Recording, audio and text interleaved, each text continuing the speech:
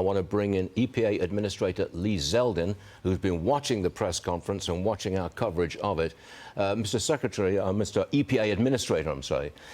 What did you get out of that press conference as far as your EPA is concerned and the drill, baby, drill policy? I think the Treasury Secretary has been doing a fantastic job. He's been a steady voice. He understands the president and what the president's trying to accomplish.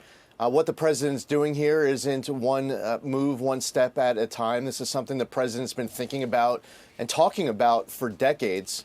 And as we saw during the first Trump term, there was this period of uncertainty when negotiating with Mexico and Canada. And then the president proved the doubters wrong, and NAFTA was in the dustbin of history, and the USMCA was approved. Same thing with the negotiation that was going on with China. It was pretty intense. The stakes were high, and there was a lot of progress that was being made. And then COVID hit, and the rest is history on that one. But the president does think many steps ahead. He should not be underestimated. And hopefully, as we start seeing these trade deals get closed down, you'll see all sorts of outcomes for the United States where we're in a better position than we were just a couple months ago when these tariffs started. You've been in office for a little under 100 days, but what would you say is your biggest accomplishment at the EPA? Well, listen, on the environmental front, I would look at the Los Angeles wildfires. The president gave us 30 days to remove our the hazardous materials before the Army Corps came in for debris removal. Last week, I was in San Diego, where we're working hard to end the sewage coming in from Mexico into the Tijuana River and into the United States. There were new standards on water quality in the Delaware River Basin.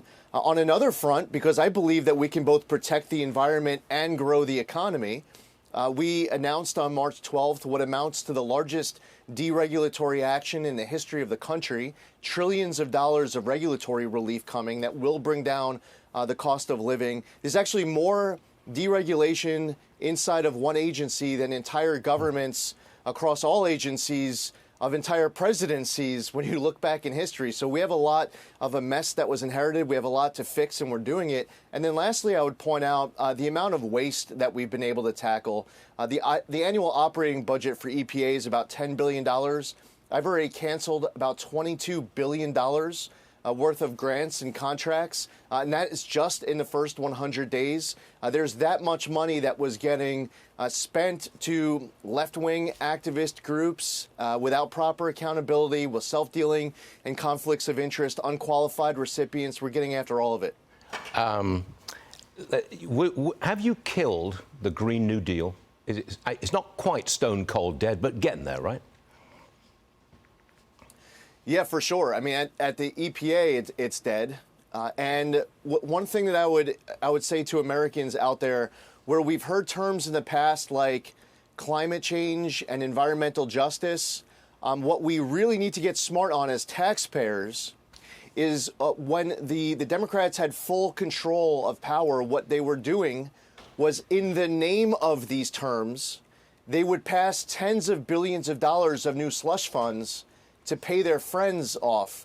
And I would say this: if we want to remediate an environmental concern and you're going to spend $1 to remediate it, spend that dollar directly on dealing with that environmental concern. Don't spend that dollar on some left-wing activist group to then tell us that we need to be spending the next dollar on remediating an environmental issue. And that's something the taxpayers really were taking advantage of during this last administration. We need to be smart on it. If they talk about a term with a definition that we might agree upon and you build bipartisan support, that's one thing. But in the name of that term, if you end up being willing to cause economic pain on Americans who can least afford it, put policies in place that suffocate the economy, go after entire industries, we as Americans need to be smart on it, and we need to hold these politicians accountable. Lee Zeldin, EPA Administrator, thanks very much for coming on the show this morning on a very important day. Always appreciate it, sir. Thanks, Stu. Yeah, thanks very much.